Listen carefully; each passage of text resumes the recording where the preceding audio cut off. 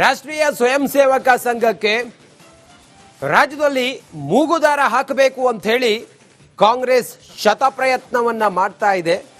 ಆದರೆ ಇಲ್ಲಿಯವರೆಗೂ ಕೂಡ ರಾಷ್ಟ್ರೀಯ ಸ್ವಯಂ ಸೇವಕ ಸಂಘ ಪ್ರತಿಕ್ರಿಯೆಯನ್ನು ನೀಡಿರಲಿಲ್ಲ. ಈಗ ಇದೆಲ್ಲವನ್ನ ಸೂಕ್ಷ್ಮವಾಗಿ ಗಮನಿಸಿ ಈ ಕುರಿತಾಗಿ ಅವರು ಪ್ರತಿಕ್ರಿಯೆ ನೀಡಿದ್ದಾರೆ. ಏನು ಹೇಳಿದ್ದಾರೆ, ಏನಾಗಬಹುದು ಮುಂದೆ, ಹೇಗೆ ನೋಡ್ತಾ ಇದ್ದಾರೆ, ಇದೆಲ್ಲದರ ಒಂದು ವರದಿ ಇಲ್ಲಿದೆ ನೋಡಿ.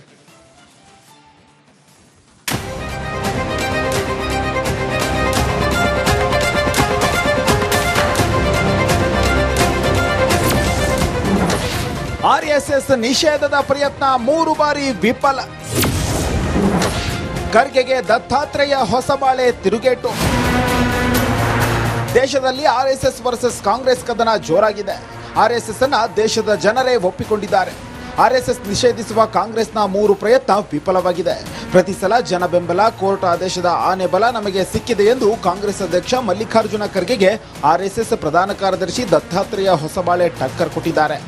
अभी बैन करना चाहिए ऐसे कहने वाले एक प्रमुख नेता पहले उन्होंने 3 बार प्रयत्न भी किए थे. उसको समाज ने क्या कहा, न्यायालय ने क्या कहा, क्या मिला उससे, और ये सब होने के बाद भी संघ का कार्य आगे बढ़ता गया. और बैन करना चाहिए ना, उसका कोई कारण होता है. मुझे इच्छा हो गई इसलिए बैन करना चाहिए, ऐसे थोड़ी होता है. ಆರ್ಎಸ್ಎಸ್ ಸಾಮ್ರಾಜ್ಯ ಹೇಗಿದೆ ಅಂತ ನೋಡೋದಾದ್ರೆ ದೇಶದ ಪ್ರಧಾನಿ ಮೋದಿ, ಗೃಹ ಮಂತ್ರಿ ಅಮಿತ್ ಶಾ, ಮಾಜಿ ಸಿಎಂ ಬಿಎಸ್ ಯಡಿಯೂರಪ್ಪ, ವಿಪಕ್ಷ ನಾಯಕ ಆರ್ ಅಶೋಕ್, ಉತ್ತರ ಪ್ರದೇಶ ಸಿಎಂ ಯೋಗಿ ಆದಿತ್ಯನಾಥ ಎಲ್ಲರೂ ಕೂಡ ಆರ್ಎಸ್ಎಸ್ ನವರೇ. ಇದೇ ಆರ್ಎಸ್ಎಸ್ ದೇಶದಲ್ಲಿ ದೊಡ್ಡ ಸಾಮ್ರಾಜ್ಯ ಹೊಂದಿದೆ. ಆರ್ಎಸ್ಎಸ್ ನ 60,000 ಶಾಖೆಗಳಿವೆ. ಆರ್ಎಸ್ಎಸ್ ನಲ್ಲಿ ಬರೋಬ್ಬರಿ 60 ಲಕ್ಷ ಸ್ವಯಂ ಸೇವಕರಿದ್ದಾರೆ. ಬರೋಬ್ಬರಿ 30,000ಕ್ಕೂ ಹೆಚ್ಚು ವಿದ್ಯಾಮಂದಿರಗಳಿವೆ. ಆ ವಿದ್ಯಾಮಂದಿರಗಳಲ್ಲಿ 30 ಲಕ್ಷ ಪ್ರಾಧ್ಯಾಪಕರಿದ್ದಾರೆ. 30,000 ವಿದ್ಯಾಮಂದಿರಗಳಲ್ಲಿ 50 ಲಕ್ಷ ವಿದ್ಯಾರ್ಥಿಗಳಿದ್ದಾರೆ. 50 ಲಕ್ಷಕ್ಕೂ ಹೆಚ್ಚು ಎಬಿವಿಪಿ ಸದಸ್ಯರಿದ್ದಾರೆ. ಬರೋಬ್ಬರಿ 10 ಕೋಟಿಗೂ ಅಧಿಕ ಬಿಜೆಪಿ ಸದಸ್ಯರಿದ್ದಾರೆ.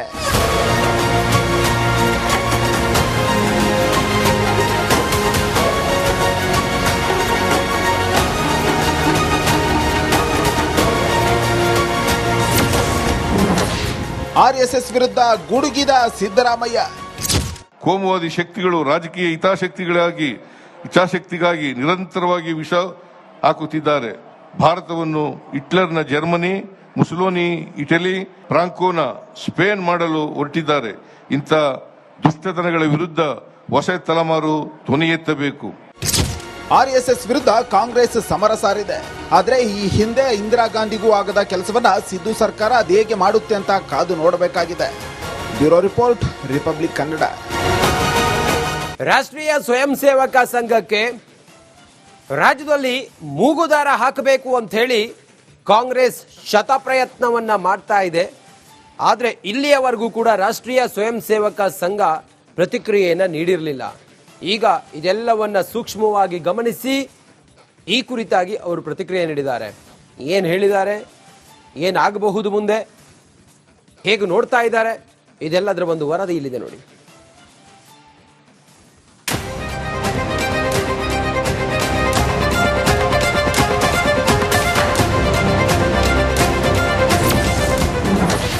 ಆರ್ಎಸ್ಎಸ್ ನಿಷೇಧದ ಪ್ರಯತ್ನ 3 ಬಾರಿ ವಿಫಲ.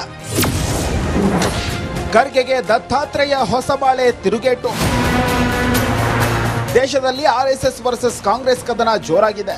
ಆರ್ಎಸ್ಎಸ್ ಅನ್ನ ದೇಶದ ಜನರೇ ಒಪ್ಪಿಕೊಂಡಿದ್ದಾರೆ. ಆರ್ಎಸ್ಎಸ್ ನಿಷೇಧಿಸುವ ಕಾಂಗ್ರೆಸ್ನ 3 ಪ್ರಯತ್ನ ವಿಫಲವಾಗಿದೆ. ಪ್ರತಿ ಸಲ ಜನ ಬೆಂಬಲ, ಕೋರ್ಟ್ ಆದೇಶದ ಆನೆ ಬಲ ನಮಗೆ ಸಿಕ್ಕಿದೆ ಎಂದು ಕಾಂಗ್ರೆಸ್ ಅಧ್ಯಕ್ಷ ಮಲ್ಲಿಕಾರ್ಜುನ ಖರ್ಗೆಗೆ ಆರ್ಎಸ್ಎಸ್ ಪ್ರಧಾನ ಕಾರ್ಯದರ್ಶಿ ದತ್ತಾತ್ರೇಯ ಹೊಸಬಾಳೆ ಟಕ್ಕರ್ ಕೊಟ್ಟಿದ್ದಾರೆ. अभी बैन करना चाहिए ऐसे कहने वाले एक प्रमुख नेता पहले उन्होंने 3 बार प्रयत्न भी किए थे. उसको समाज ने क्या कहा, न्यायालय ने क्या कहा, क्या मिला उससे, और ये सब होने के बाद भी संघ का कार्य आगे बढ़ता गया. और बैन करना चाहिए ना, उसका कोई कारण होता है. मुझे इच्छा हो गई इसलिए बैन करना चाहिए, ऐसे थोड़ी होता है. ಆರ್ಎಸ್ಎಸ್ ಸಾಮ್ರಾಜ್ಯ ಹೇಗಿದೆ ಅಂತ ನೋಡೋದಾದ್ರೆ ದೇಶದ ಪ್ರಧಾನಿ ಮೋದಿ, ಗೃಹ ಮಂತ್ರಿ ಅಮಿತ್ ಶಾ, ಮಾಜಿ ಸಿಎಂ ಬಿಎಸ್ ಯಡಿಯೂರಪ್ಪ, ವಿಪಕ್ಷ ನಾಯಕ ಆರ್ ಅಶೋಕ್, ಉತ್ತರ ಪ್ರದೇಶ ಸಿಎಂ ಯೋಗಿ ಆದಿತ್ಯನಾಥ ಎಲ್ಲರೂ ಕೂಡ ಆರ್ಎಸ್ಎಸ್ ನವರೇ.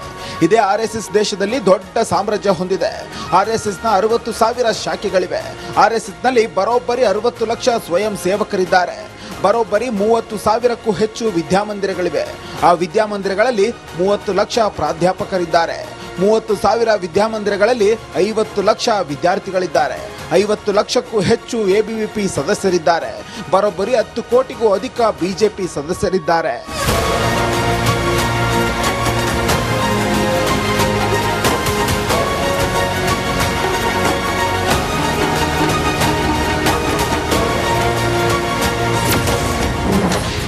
ಆರ್ಎಸ್ಎಸ್ ವಿರುದ್ಧ ಗುಡುಗಿದ ಸಿದ್ದರಾಮಯ್ಯ.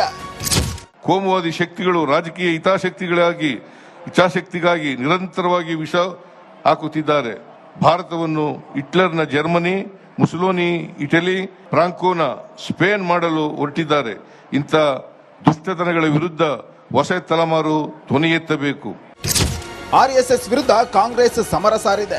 ಆದ್ರೆ ಈ ಹಿಂದೆ ಇಂದಿರಾ ಗಾಂಧಿಗೂ ಆಗದ ಕೆಲಸವನ್ನ ಸಿದ್ದು ಸರ್ಕಾರ ಅದೇಗೆ ಮಾಡುತ್ತೆ ಅಂತ ಕಾದು ನೋಡಬೇಕಾಗಿದೆ. Bureau report, republic Kannada. ರಾಷ್ಟ್ರೀಯ ಸ್ವಯಂ ಸೇವಕ ಸಂಘಕ್ಕೆ ರಾಜ್ಯದಲ್ಲಿ ಮೂಗುದಾರ ಹಾಕಬೇಕು ಅಂತ ಹೇಳಿ ಕಾಂಗ್ರೆಸ್ ಶತಪ್ರಯತ್ನವನ್ನ ಮಾಡ್ತಾ ಇದೆ. ಆದರೆ ಇಲ್ಲಿಯವರೆಗೂ ಕೂಡ ರಾಷ್ಟ್ರೀಯ ಸ್ವಯಂ ಸೇವಕ ಸಂಘ ಪ್ರತಿಕ್ರಿಯೆಯನ್ನು ನೀಡಿರಲಿಲ್ಲ. ಈಗ ಇದೆಲ್ಲವನ್ನ ಸೂಕ್ಷ್ಮವಾಗಿ ಗಮನಿಸಿ ಈ ಕುರಿತಾಗಿ ಅವರು ಪ್ರತಿಕ್ರಿಯೆ ನೀಡಿದ್ದಾರೆ. ಏನು ಹೇಳಿದ್ದಾರೆ, ಏನಾಗಬಹುದು ಮುಂದೆ, ಹೇಗೆ ನೋಡ್ತಾ ಇದ್ದಾರೆ, ಇದೆಲ್ಲದರ ಒಂದು ವರದಿ ಇಲ್ಲಿದೆ ನೋಡಿ.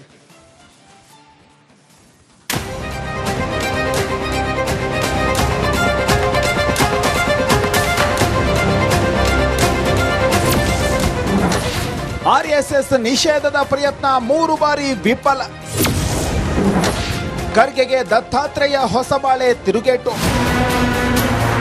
ದೇಶದಲ್ಲಿ ಆರ್ಎಸ್ಎಸ್ ವರ್ಸಸ್ ಕಾಂಗ್ರೆಸ್ ಕದನ ಜೋರಾಗಿದೆ. ಆರ್ಎಸ್ಎಸ್ ಅನ್ನ ದೇಶದ ಜನರೇ ಒಪ್ಪಿಕೊಂಡಿದ್ದಾರೆ.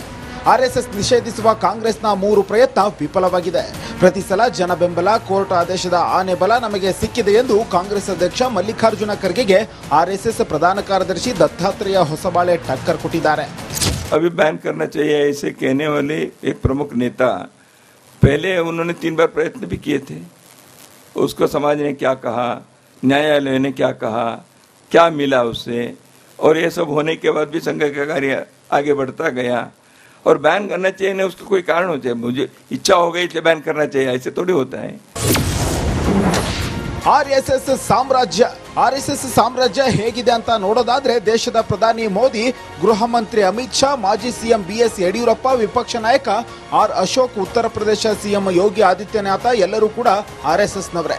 ಇದೇ ಆರ್ಎಸ್ಎಸ್ ದೇಶದಲ್ಲಿ ದೊಡ್ಡ ಸಾಮ್ರಾಜ್ಯ ಹೊಂದಿದೆ. ಆರ್ಎಸ್ಎಸ್ ನ 60,000 ಶಾಖೆಗಳಿವೆ. ಆರ್ಎಸ್ಎಸ್ ನಲ್ಲಿ ಬರೋಬ್ಬರಿ 60 ಲಕ್ಷ ಸ್ವಯಂ ಸೇವಕರಿದ್ದಾರೆ.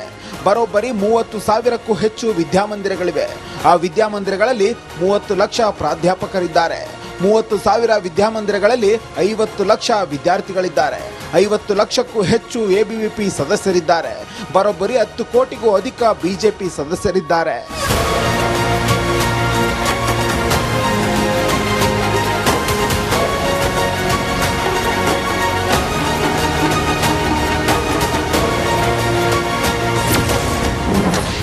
ಆರ್ಎಸ್ಎಸ್ ವಿರುದ್ಧ ಗುಡುಗಿದ ಸಿದ್ದರಾಮಯ್ಯ. ಕೋಮುವಾದಿ ಶಕ್ತಿಗಳು ರಾಜಕೀಯ ಇಚ್ಛಾಶಕ್ತಿಗಾಗಿ ನಿರಂತರವಾಗಿ ವಿಷ ಹಾಕುತ್ತಿದ್ದಾರೆ. ಭಾರತವನ್ನು ಹಿಟ್ಲರ್ನ ಜರ್ಮನಿ, ಮುಸೋಲಿನಿ ಇಟಲಿ, ಫ್ರಾಂಕೋನ ಸ್ಪೇನ್ ಮಾಡಲು ಹೊರಟಿದ್ದಾರೆ. ಇಂಥ ದುಷ್ಟತನಗಳ ವಿರುದ್ಧ ಹೊಸ ತಲೆಮಾರು ಧ್ವನಿ ಎತ್ತಬೇಕು. ಆರ್ಎಸ್ಎಸ್ ವಿರುದ್ಧ ಕಾಂಗ್ರೆಸ್ ಸಮರ ಸಾರಿದೆ.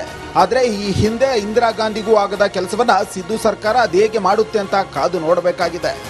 Bureau report, republic Kannada.